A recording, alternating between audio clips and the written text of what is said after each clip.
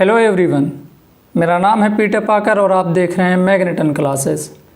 आज के इस वीडियो में हमारे पास आए हैं कुछ डाउट जिसे हम करने वाले हैं सॉल्व। बिल्कुल आराम से करेंगे। ये डाउट नीट 2025 से PYQ हैं, उसी में से है। उसमें जो सबसे टफ सवाल था वो सवाल भी हमने कंसीडर किया है इस वाले डाउट में, तो इसे भी हम करने वाले हैं सॉल्व। हमारे पास सिर्फ 5 या 6 सवाल ही हैं। हम बिल्कुल आराम से करेंगे। ऐसा बिल्कुल भी नहीं होगा कि शुरू में आसान से सवाल सॉल्व करें, जब ये टफ सवाल आएँ तो हम जल्दी से सॉल्व करके ख़त्म कर दें क्लास को। ऐसा नहीं होगा। हम बिल्कुल इस सवाल को भी आराम से सॉल्व करेंगे, ठीक है। पहले चलते हैं अपने पहले सवाल पे। इसमें दिया हुआ है intensity of transmitted light when a polarized sheet placed between 2 crossed polaroids at 22.5 degree from the polarization axis of one of the polaroids। उसकी वैल्यू दिया हुआ है I0 is the intensity of polarized light after passing through the first polaroid। Diagram बना लेते हैं, अभी सारी चीज़ें क्लियर हो जाएंगी। हमें 3 पोलराइज्ड शीट एक बनाना है और 2 पोलरॉइड। एक पोलरॉइड मैं यहाँ बनाता हूँ, नीचे ही बनाते हैं। ये पोलरॉइड आ गया, ठीक है। एक और पोलरॉइड है, वो क्या है 90 डिग्री पे। उसकी जो एक्सिस है वो 90 डिग्री पे है।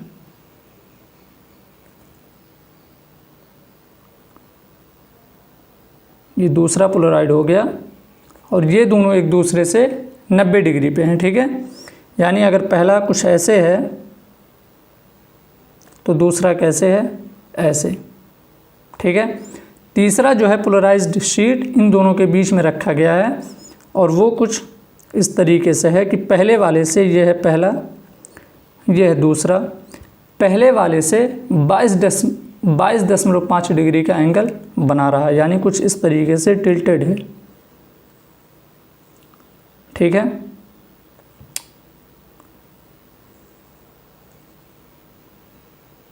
कुछ इस तरीके से टिल्टेड है। कितना एंगल है, 22.5 डिग्री का एंगल है।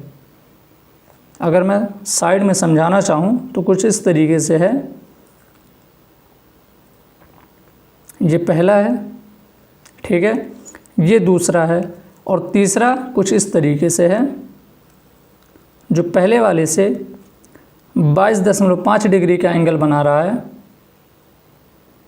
और दूसरे वाले से कितना बनाएगा 90 माइनस 22.5, 90 माइनस 22.5। अगर एक पल के लिए मैं 22.5 को थीटा कंसीडर कर लूँ तो ये तो हो जाएगा थीटा और ये कितना हो जाएगा 90 माइनस थीटा, ठीक है। हम थीटा लेके सॉल्व करेंगे, लास्ट में 22.5 डिग्री थीटा की जगह पे वैल्यू रख देंगे। अब हम करते हैं इसे सॉल्व।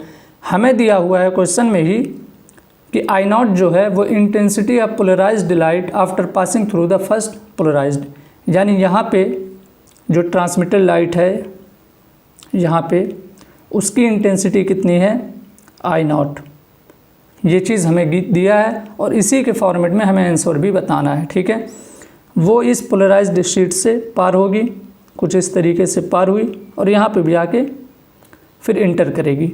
यहाँ पे पहले हमें पता करना होगा इंटेंसिटी क्या होगी। एक लॉ आता है यहाँ पे, मेलस लॉ, ठीक है। वो क्या कहता है कि I0 इंटेंसिटी जिस पोलराइज्ड शीट से पार हुई है, यहाँ पे अगर मैं I' कह रहा हूँ तो I' जो है वो बराबर होगा I0 के और कॉस स्क्वायर, और इन दोनों के बीच में ये जो पोलराइड है और जो पोलराइज शीट है इन दोनों के बीच में कितना एंगल है उस पर डिपेंड करता है, ठीक है। तो यानी I' बराबर कितना आ गया I0 cos square theta. Angle कितना है 22.5 डिग्री, उसे हमने थीटा माना है तो मैं थीटा लिख दिया। यानी यहाँ पे मुझे I' मिल चुका है I0 कॉस स्क्वायर थीटा। अब ये कॉस स्क्वायर I0 जो है वो इस पोलराइड से पार होगा और यहाँ पे इंटेंसिटी मैं मान लेता हूँ I" है। तो I" इसे थोड़ा मिटा देता हूँ। I" कितना हो जाएगा आई डबल डैश होगा, जो लाइट इंटर हुई है उसकी intensity I dash cos square, angle कितना है इस पोलराइज्ड शीट और इस पोलरॉइड में, एंगल है 90 माइनस थीटा, ठीक है 90 माइनस थीटा है। आई डबल डैश बराबर आएगा I dash cos square 90 minus theta हो जाएगा sign square theta, sign square theta. ये मिल चुका है मुझे आई डबल डैश बराबर I dash sign square theta, जिसमें मुझे आई डैश की वैल्यू मालूम है, आई डबल डैश बराबर आई डैश की वैल्यू मुझे मालूम है I nought cos square theta into sine square theta रहेगा ही, ठीक है। अब इसे हम करते हैं सॉल्व। आई नॉट को as it is cos square theta और साइन स्क्वायर थीटा को मैं लिखूँगा cos theta into sine theta और इसका होल स्क्वायर, ठीक है। इतना चीज़ आ गया। अब एक फार्मूला आप लोगों को मालूम होना चाहिए, वो है साइन 2 थीटा की वैल्यू। साइन 2 थीटा होता है 2 sine theta dot cos theta. तो sine theta dot cos theta कितना हो जाएगा, साइन 2 थीटा बाई 2। अगर मैं होल स्क्वायर कर दूं तो कितना हो जाएगा, sign theta dot cos theta का होल स्क्वायर बराबर साइन स्क्वायर 2 थीटा बाई 4। और sign theta dot cos theta का होल स्क्वायर यहाँ पे मौजूद है, उसकी जगह पे हम लिख देंगे साइन स्क्वायर 2 थीटा बाई 4 लिख देते हैं।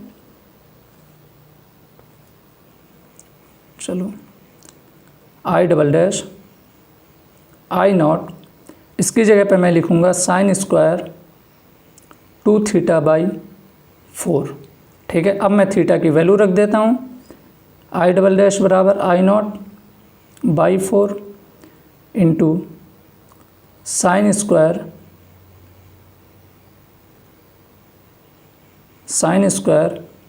2 और थीटा की जगह पे मैं लिखूँगा 22.5, दोनों मल्टीप्लाई होगा 45 डिग्री हो जाएगा। I nought by 4 into sine square 45 degree, 45 degree की वैल्यू मालूम होनी चाहिए, 1/√2 होता है, लेकिन साइन स्क्वायर है तो 1/2 हो जाएगा। और जब 1/2 मल्टीप्लाई होगा तो कितना आ जाएगा, आई नॉट बाई 8। हमारा आंसर आ चुका है आई नॉट बाई 8। और ऑप्शन कौन सा है, ऑप्शन 3 जो है वो मैच कर रहा है, यानी इस वाले क्वेश्चन का आंसर क्या होगा, आई नॉट बाई 8। चलते हैं अगले क्वेश्चन की तरफ। इसमें दिया हुआ है 2 cities X and Y are connected by a regular bus service with bus leaving in either direction every 10 minutes. A girl is driving a scooty with a speed of 60 km/h in the direction X to Y. Notice that a bus goes past her every 30 minutes in the direction of her motion and every 10 minutes in the opposite direction. Choose the correct option for the period T of the bus service and the speed assumed constant of the buses. हमें speed बतानी है और time period बताना है। एक diagram बना लेते हैं, उसके बाद बहुत सिंपल सा, उसके बाद सॉल्व करते हैं इसे। हमने माना कि यह एक रोड है, ठीक है, ये रोड है, यहाँ पे ये लड़की है स्कूटी के साथ जो X से Y की तरफ जा रही है 60 किलोमीटर प्रति घंटे के स्पीड से। कुछ बसेस पीछे होंगी, उनकी स्पीड हमने कहा v, जो कि कांस्टेंट है, हमें क्वेश्चन में दिया है। कुछ बसेस इधर से इधर भी आ रही होंगी, उनकी भी स्पीड v है, ठीक है। ये चीज़ें हमें गिवन है। ये जो v है, जो बस सेम डायरेक्शन में चल रही है, वो कब मिल रही है, 30 मिनट में, ठीक है, यानी TS मैं कह रहा हूँ, यानी सेम टाइम ड्यूरेशन मिनट का। और वहीं ये जो अपोजिट डायरेक्शन में है, इनका टाइम ड्यूरेशन है 10 मिनट का। इसे मैं कह दे रहा हूँ TO यानी अपोजिट डायरेक्शन ये है 10 मिनट का, ठीक है। अब इन दोनों के बीच का इस वाले बस, इस बस और इस स्कूटी के बीच का मुझे डिस्टेंस नहीं मालूम है, ठीक है। लेकिन जब ये स्कूटरिस्ट ये पीछे वाले बस को देखेगी, रिलेटिव स्पीड का कॉन्सेप्ट आ रहा है, ठीक है, तो उसे ये बस कितने स्पीड में चलते हुए दिखेंगी, उसे ये बस दिखेंगी एक्चुअल में कि ये बसेज इसकी तरफ कितने स्पीड से आ रही हैं, v-60, और वहीं ये जो अपोजिट डायरेक्शन में है वो उसे दिखेंगी v+60 के स्पीड से आती हुई, अगर हम स्कूटरिस्ट को एट रेस्ट मान लें तो, ठीक है। उसके बाद अब हम सॉल्व करते हैं। हमें दिया हुआ है TS, यानी जब सेम डायरेक्शन में है तो टाइम लग रहा है मिलने में 30 मिनट का। मैं लिख रहा हूँ TS बराबर, ठीक है, डिस्टेंस अपॉन स्पीड होगा। मुझे डिस्टेंस भी नहीं मालूम है, लेकिन डिस्टेंस कैसे निकलता है, स्पीड इंटू टाइम से डिस्टेंस मिल जाएगा।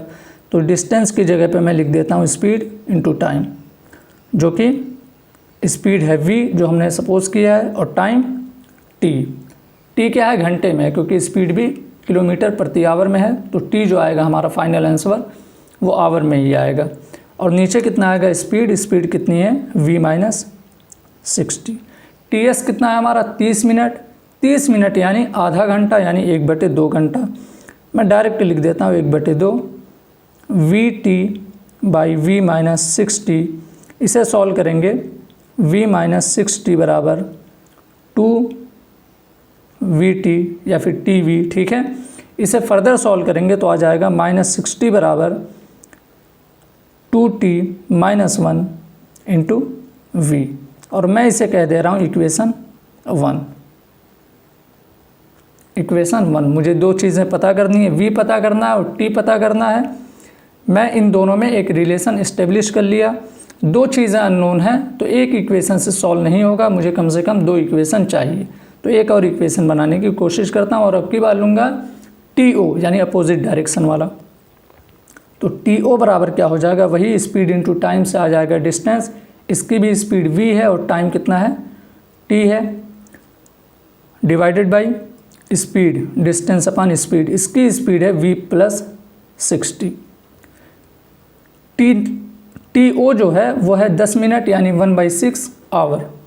तो मैं लिख देता हूँ 1/6 v/v+60, क्रॉस मल्टीप्लाई करेंगे आ जाएगा v+60 बराबर 6vt। इसे एडजस्ट करेंगे आ जाएगा 60 बराबर 6vt माइनस v कॉमन ले लेंगे आ जाएगा 6t-1 बराबर ये 60, और इसे मैं कह देता हूँ इक्वेशन 2, ठीक है। ये क्या आ गया, इक्वेशन 2। अब मैं क्या करूँगा, इक्वेशन 1 को 2 से डिवाइड कर देता हूँ, 1 डिवाइडेड बाई 2 कितना आ जाएगा, -60 बटे 60 बराबर 2t-1 इंटू v बटे 60-1 इंटू v से v कैंसिल आउट हो गया, 60 से 60 हो गया, कितना बचा, -1 बराबर 2t-1 इंटू बटे 60-1, क्रॉस मल्टीप्लाई करेंगे आ जाएगा 1 - 60 बराबर 2t-1। इसे सॉल्व करोगे तो t बराबर आएगा 1/4, ठीक है। ये मिनट नहीं आया, ये आया घंटा, ठीक है। अगर मिनट में बदलना हो, क्योंकि सारे ऑप्शन मिनट में हैं, तो t बराबर कितना आ जाएगा, 15 मिनट। और अगर ऑप्शन देखोगे तो इसके बाद सॉल्व करने की ज़रूरत ही नहीं है, क्योंकि एक ही ऑप्शन में 15 मिनट दिया है, तो हमारा ऑप्शन 4 हो जाएगा सॉल्व। लेकिन अगर किसी का दिल करे कि भाई स्पीड भी पता करो, तो स्पीड पता करना और भी आसान है। इक्वेशन 1 में t की वैल्यू 1/4 आवर रख दो। इक्वेशन 1 में कलम चेंज कर देता हूँ, -60 बराबर 2t माइनस 1 इंटू वी, हमें v पता करना है, ठीक है। -60 बराबर 2 इंटू टी की वैल्यू है 1/4 माइनस 1 इंटू वी, इसे करते हैं सॉल्व।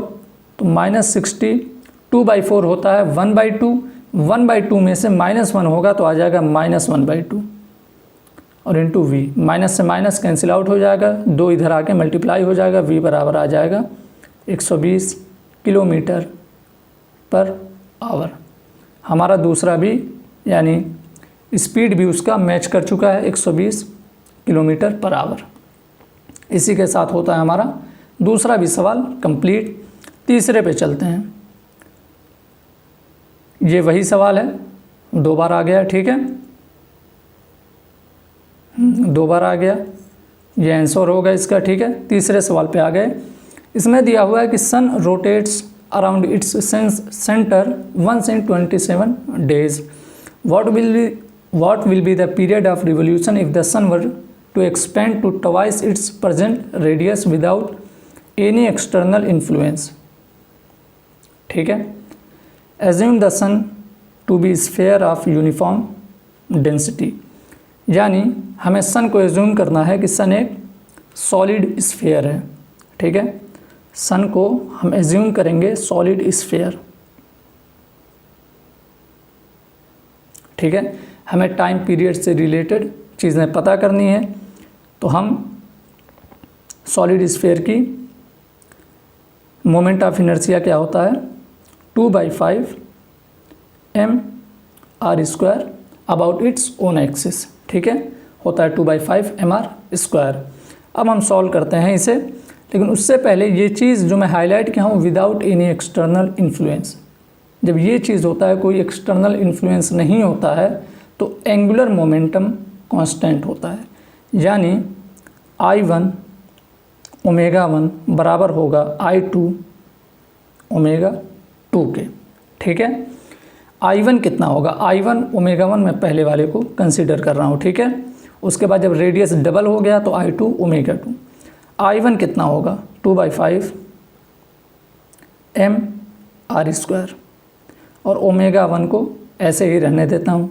I2 कितना होगा 2/5, मास के बारे में कुछ बताया नहीं है तो मास mr², r कितना हो गया डबल यानी 2r इसका स्क्वायर और ω2, 2/5 m कैंसिल आउट हो रहा है, कैंसिल कर दिया, r² भी कैंसिल आउट हो जाएगा, ठीक है, r² भी कैंसिल आउट हो जाएगा, बचेगा क्या ω1 बराबर 2 का स्क्वायर 4 और ω2। अब ω1 और ω2 की वैल्यू रख देता हूँ, क्या होता है 2π/t, 2π/ω1 है तो आएगा t1 और यहाँ पे 4 × 2π/t2, 2π से 2π कैंसिल आउट हो गया, ठीक है। और यहाँ से t2 बराबर क्या आ जाएगा 4 टाइम्स t1 मुझे मालूम है 27 दिया हुआ है, तो t2 बराबर क्या आ जाएगा 4 × 27 कितना आ गया 108, ठीक है। यानी सिर्फ रेडियस के डबल होने से कितना दिन में रिवोल्यूशन कंप्लीट करेगा 108 दिन लगाएगा, ठीक है, जहाँ पहले सिर्फ 27 दिन में कंप्लीट कर देता था। इसी के साथ हो गया हमारा तीसरा क्वेश्चन भी कंप्लीट। चौथे को करते हैं सॉल्व। चलो चौथा इसे ले लेते हैं, ठीक है।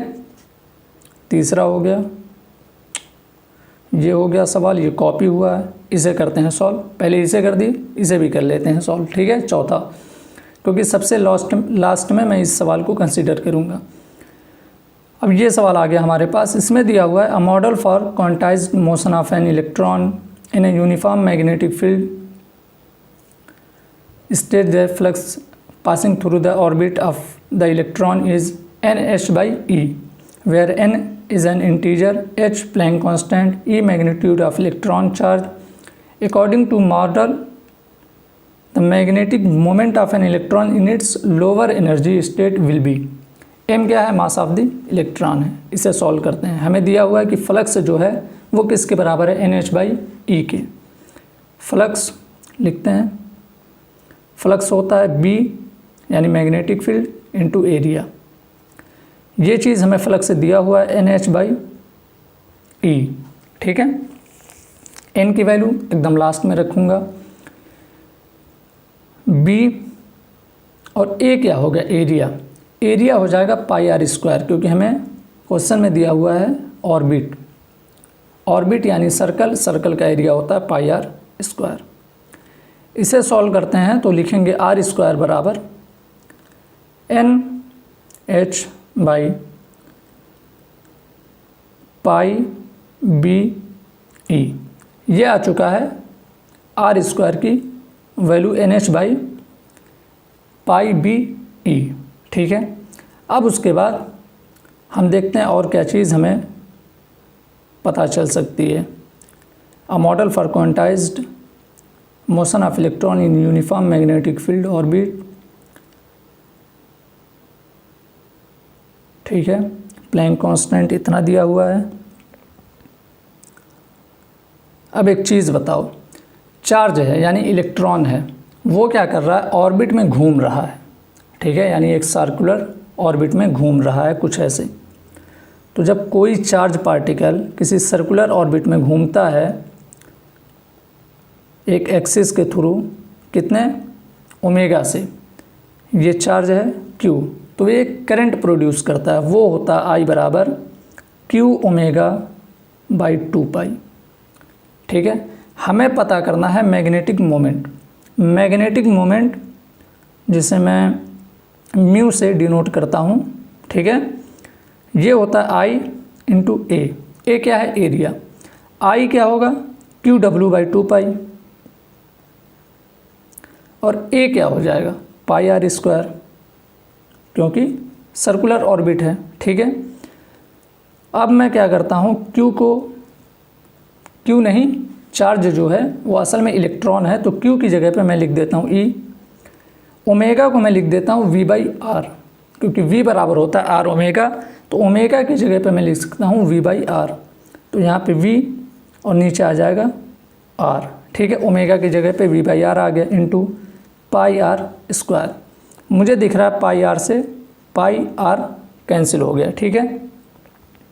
कितना बचा, EV/R/2, ये आ गया मैग्नेटिक मोमेंट, और मैग्नेटिक मोमेंट ही हमें पता करना है, ठीक है। अब किसी तरीके से V हट जाए और R हट जाए तो हमारा काम चल जाएगा, क्योंकि हमें ऑप्शन में V और R नहीं चाहिए।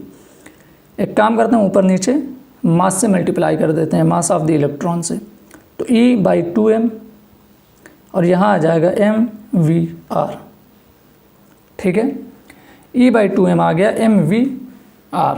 mvr क्या है, एंगुलर मोमेंटम, ठीक है, एंगुलर मोमेंटम है mvr।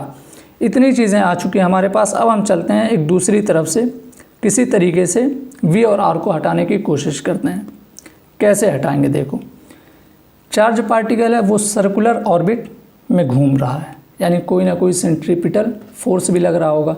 सेंट्रीपिटल फोर्स उसे कहाँ से मिल रहा होगा, हम जानते हैं लॉरेंज फोर्स के बारे में, ठीक है, हम पढ़ते हैं 12th में। वो होता है Q E + V × B, ठीक है। यहाँ पे इलेक्ट्रिक फील्ड के बारे में हमें कुछ नहीं बताया है, तो हम मान के चलेंगे इलेक्ट्रिक फील्ड नहीं है। तो कितना हो जाएगा Q V × B।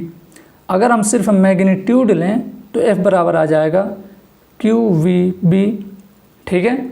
जहाँ पे चार्ज क्या है, हमारा इलेक्ट्रॉन है, तो Q की जगह पे मैं लिख दूंगा EVB। यही वो फोर्स है जो सेंट्रीपिटल फोर्स प्रोवाइड कर रहा है, तभी चार्ज पार्टिकल सर्कुलर ऑर्बिट में घूम रहा है। आपसे मैं एक सवाल करना चाहता हूं कि अगर इलेक्ट्रिक फील्ड भी मौजूद होता तो वो कौन सा पाथ में घूमता, सर्कुलर में घूमता या किसी और, ठीक है, ये चीज़ आपको बतानी है। तो यानी F जो है EVB वो किसके बराबर हो जाएगा, सेंट्रीपिटल फोर्स के बराबर हो जाएगा। तो मैं लिखूँगा ये जो है एक्ट एज सेंट्रीपिटल फोर्स, ठीक है, जो कि बराबर हो जाएगा EVB बराबर हो जाएगा mv² r, ठीक है। v से v कैंसिल आउट हो रहा है, बचा क्या EB बटे mv/r। मैं ऊपर नीचे r से मल्टीप्लाई कर देता हूँ, या फिर एक काम करता हूँ EBR बराबर mv, दोनों तरफ r से मल्टीप्लाई कर देता हूँ, आ जाएगा EBR² बराबर mvr। और मुझे मालूम है mvr की वैल्यू मुझे मालूम चल चुकी EBR², तो यहाँ mvr की जगह पे मैं लिख दूंगा EBR²।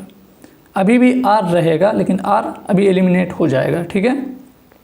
पहले v तो ख़त्म हो, म्यू बराबर E/2m और mvr की जगह पे मैं लिख रहा हूँ EBR², ठीक है। अब r² की वैल्यू हम लेके आएंगे यहाँ से, r² की वैल्यू यहाँ से आएगी NH/πBE। तो म्यू बराबर क्या हो गया E/2m इंटू EB, r² की जगह पे लिखूंगा मैं n²h², क्योंकि इसका भी स्क्वायर हो जाएगा, नहीं स्क्वायर नहीं होगा क्योंकि r² की वैल्यू ही है NH/πBE।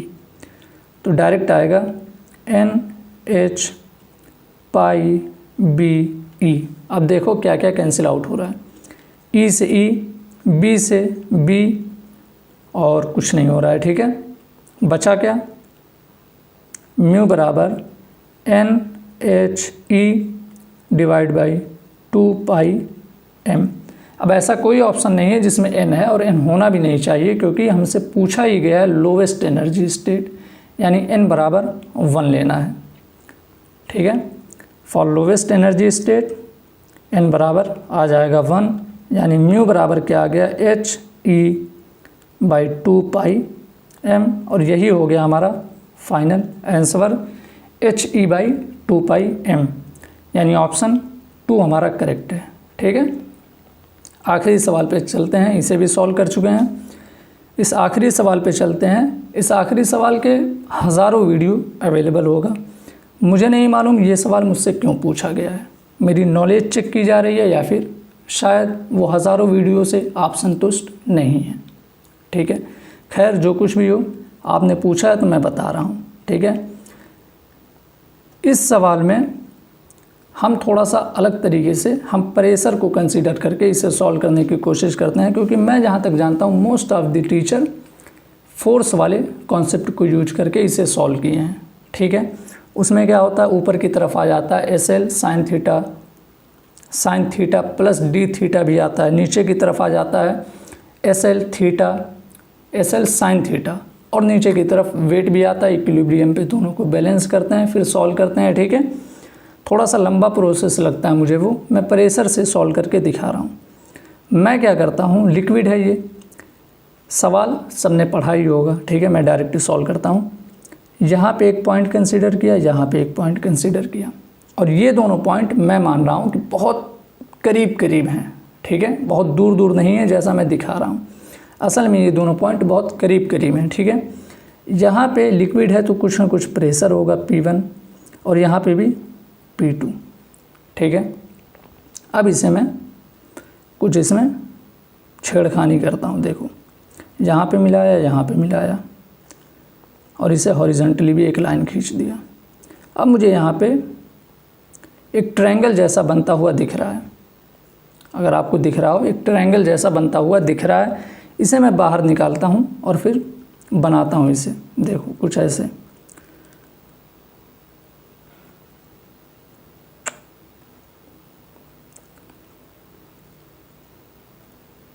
कुछ ऐसे, ठीक है, जूम करके बनाता हूँ, और कुछ ऐसे। ये कर्वेचर है, ठीक है। यहाँ पे P1 माना हूँ, यहाँ पे P2। ये जो छोटा सा डिस्टेंस है वही चीज़ यहाँ पे परपेंडिकुलर बना है, अगर ये एंगल पता हो, ठीक है। तो उसे मैं कह दे रहा हूँ वो बहुत छोटा सा है, उसे मैं कह दे रहा हूँ dy, क्योंकि वर्टिकल है तो dy। ठीक है, ये है मेरा y। ठीक है, थोड़ा सा जो और ऊपर उठा है वो dy हो गया। उसके बाद अब देखो, अगर मैं ये जो लाइन है मेरा, ये जो लाइन है कर्वेचर है, इसका हर पॉइंट पे कुछ ना कुछ स्लोप होगा।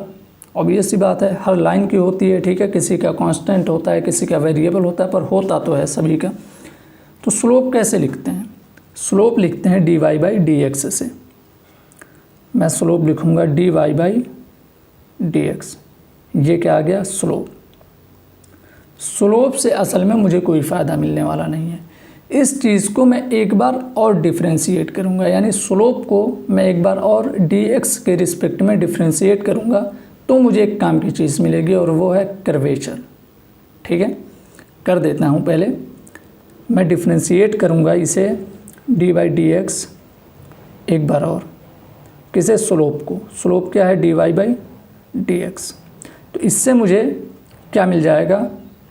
d2y बटे dx2, और ये होता है कर्वेचर। ठीक है, जो चीज़ अभी अपने लिए इम्पॉर्टेंट नहीं है। ठीक है, बहुत ज़्यादा इम्पॉर्टेंट नहीं है, इसीलिए ये सवाल मुश्किल माना गया नीट के लिए। ठीक है, ये होता है कर्वेचर। अब कर्वेचर क्या होता है? ये चीज़ है कर्वेचर, कितनी तेज़ मुड़ी है वही चीज़ है कर्वेचर। एक ये हो गया, इसका कर्वेचर कम है। एक है बिल्कुल ऐसे, तो इसका कर्वेचर ज़्यादा है। और सरफेस टेंशन क्या होता है? सिकोड़ना। ठीक है, पानी की बूंद गोल होती है सरफेस टेंशन की वजह से। ठीक है, तो सरफेस टेंशन और कर्वेचर दोनों में एक रिलेशन होता है, और वो रिलेशन ये होता है, surface tension S into curvature जो है d2y बाई dx2 बराबर होता है प्रेशर डिफरेंस के। दो पॉइंट के बीच के प्रेशर डिफरेंस के बराबर होता है। प्रेशर यहाँ का P2 है, यहाँ का P1। अगर मुझे इन दोनों का प्रेशर डिफरेंस मालूम चल जाए तो वो इसके बराबर हो जाएगा S into d2y by dx square के। प्रेशर पता करने की कोशिश करते हैं। P1 कितना आ जाएगा? पढ़े हो गया फ्लूइड। ठीक है, रो जी वाई, हाइट कितना है? y। तो P2 कितना आएगा? P1 अगर इतना आ गया, P2 आएगा P1 प्लस रो जी, और इसकी हाइट कितनी है? P1 में प्लस पहले ही कर दिया हूँ, तो हाइट ये छोटी वाली लेंगे, यानी dy। और एक बात याद रखना, अभी मैं जो है एक बहुत छोटा सा जंप कंसीडर कर रहा हूँ, बहुत बड़ा जंप कंसीडर नहीं कर रहा हूँ। ठीक है, P2 कितना आ गया? P1 प्लस रो जी dy। रो वगैरह सब कुछ हमें क्वेश्चन में दिया है, सरफेस टेंशन भी दिया है। ठीक है, अब देखो मैं यहाँ पे लिखता हूँ P1 आया है मेरा रो जी वाई, P2 मेरा आया है रो जी वाई, P1 प्लस आया था रो जी डी वाई, तो P1 की जगह पे लिख दिया रो जी वाई प्लस रो जी और डी वाई। ठीक है, P1 माइनस P2 या फिर P2 माइनस P1 करता हूँ मैं। P2 माइनस P1 जब मैं करूँगा तो कितना आ जाएगा? Rho G Y cancel out हो जाएगा, बचेगा रो जी डी वाई। यानी प्रेशर डिफरेंस कितना आ गया मेरा? Rho G D Y. Pressure difference की जगह पे रख देता हूँ, इसे इधर लिख देता हूँ। ठीक है, S into d2y by dx square बराबर रो जी डी वाई। तो d2y बाई dx स्क्वायर बराबर आ जाएगा rho G S dot D Y. अब ऐसा कोई ऑप्शन मैच नहीं करेगा। ठीक है, क्यों नहीं करेगा? यह एक बहुत छोटे से पॉइंट डिफरेंस का है, लेकिन जब एक बड़ा पॉइंट डिफरेंस लोगे तो डी वाई थोड़ी ना बचेगा, इसका इंटीग्रेशन हो जाएगा। एक छोटे पॉइंट्स का है, छोटा छोटा छोटा छोटा करते करते जब एक बड़े पॉइंट का लिया जाएगा तो 0 से y तक जब हम कंसीडर करेंगे, इंटीग्रेट करेंगे, तो कितना आ जाएगा? y। ठीक है, यानी डी वाई की जगह पे कितना आ जाएगा? y। तो फाइनल आंसर क्या होगा? d2y बाई dx2 बराबर रो जी एस इंटू वाई आ जाएगा। और यही हमारा आंसर होगा, कौन सा है, ऑप्शन 2। ऑप्शन 2 हमारा मैच कर गया, यही हमारा आंसर होगा। d2y/dx² बराबर रो जी बटे एस डॉट वाई। यही वो सवाल है जिस पे मैं एक मीम भी बनाया था, तकरीबन 2 लाख व्यूज़ गए थे, उस पर इंस्टाग्राम पे अपलोड है। आप लोग इंस्टाग्राम पे भी मुझे फॉलो कीजिएगा, उस पर मैं कुछ क्वेश्चन भी अपलोड मारता हूँ, लेकिन उस पर कोई ख़ास रिएक्शन मुझे मिलता नहीं है, कोई कमेंट वगैरह करता नहीं है, इसीलिए बहुत ज़्यादा नहीं अपलोड मारता। लेकिन अगर आप लोग सपोर्ट करेंगे तो बहुत अच्छे अच्छे सवाल उस पर भी अपलोड करूँगा मैं, जो आप लोग प्रैक्टिस कीजिएगा उन सवालों का, ठीक है। मैं उम्मीद करता हूँ ये सारे सवाल आप लोगों को समझ में आया होगा।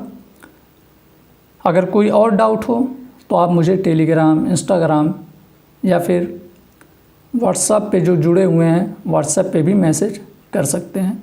मैं उन पे ज़रूर वीडियो बनाऊंगा और बहुत ही आराम से, बहुत अच्छे से उन्हें समझाऊंगा। खैर, मिलते हैं अगले वीडियो में, तब तक के लिए गुड बाय।